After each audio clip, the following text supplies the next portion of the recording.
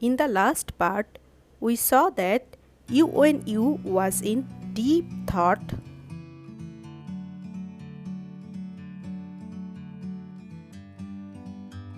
As dusk broke, the shop houses by the two sides of Uswan Street closed for the new year.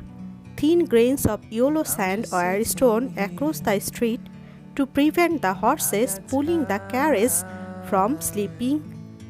From afar, the street glowed a shiny, bright yellow like a land full of treasures. Tall golden curtains lined the sides of the road.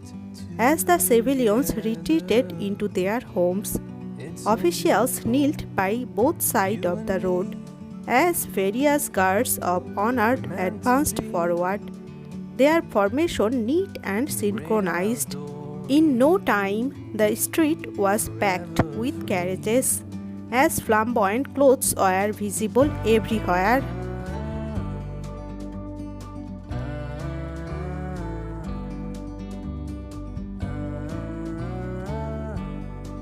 This day was the day where Yanbei conducted its annual winter hunt.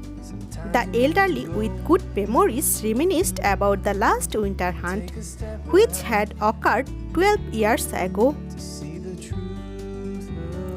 The traditional hunting ground was situated at the western wall, which stood atop the center hills, near the heart of the Lowry Mountains.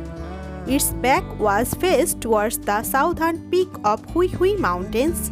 It was a vast snowy ground which had been colored with a tingle of red. It was unknown as to whether this was a natural phenomenon or that human blood had been responsible for the sight.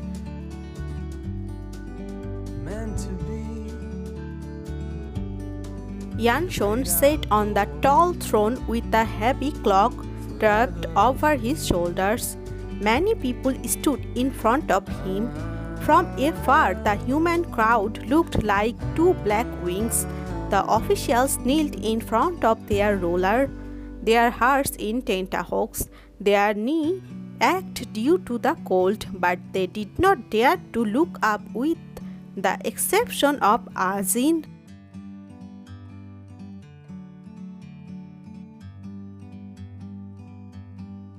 General Huang. A cold voice boomed out from above. A man in his 50s trembled in fear as the muscle of his face twisted. He stood up slowly and made his way to the center. Kneeling down with a respectful voice, he replied, "What can I do for your majesty?" We can sit together. It's so beautiful. Nothing much. I wanted to share something fun with you, which I acquired recently. Yanshun's voice carried a tinge of joyfulness, like a playful child anticipating the results of his prank.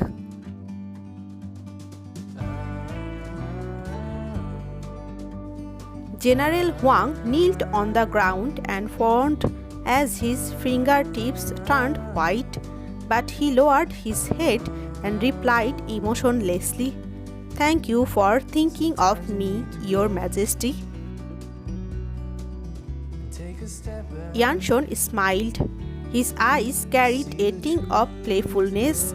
He waved his hand lazily and remarked, "Bring it over here." A series of rumbling sounds started to break out as a horse carriage entered the scene. A thick piece of black cloth was dropped over it. The sounds inside resembled that of indistinct chatter. Everyone turned around and looked at the carriage. Intrigue, a suffocating silence blanketed the atmosphere.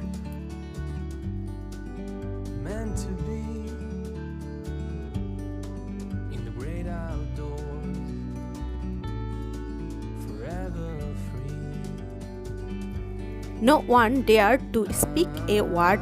An imperial bodyguard in his 30s walked over to the first carriage and reached out his hand to remove the cloth. that was covering the carriage. Gossiping sounds started to emanate from the audience, as every single one of them looked shocked. Despite that, no one dared to question anything. Like a bird on a tree, I'm just sitting here. I got time.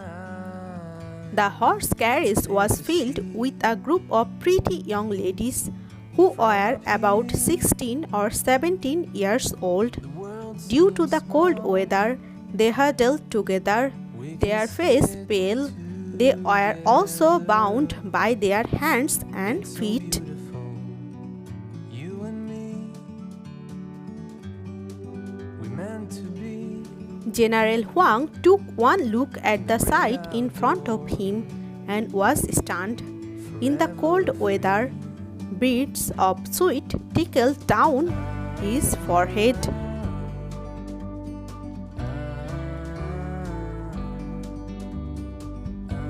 Yanshon's laughter echoed out from behind him. With a tone that assumed the normalcy of things around him, he commented, "General Huang, you are one of the pillars of Yanbei. You have done quite a few favors for me over these years. You have the honor of firing the first arrow today."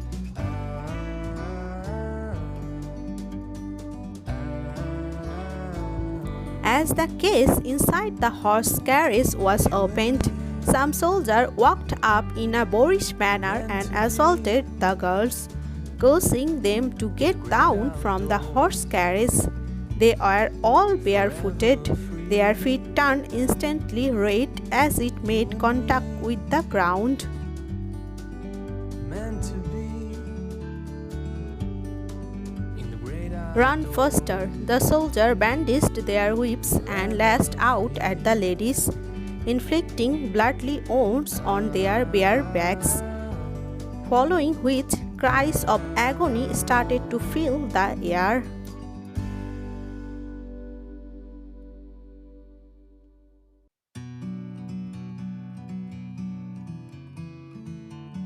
They had been untied. They started to stumble clumsily as they made some resemblance of an attempt to escape while covering the wounds on their bodies. I'm just sitting here.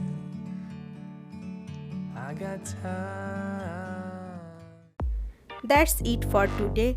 Thank you for staying with me. We are now seeing a scene like the first episode of Princess Agents Season 1. Previously, they played this game. Now, Yanshon again started the game. Stay with me and I am going to share the story continuously. Subscribe and like the video to support me. Thank you.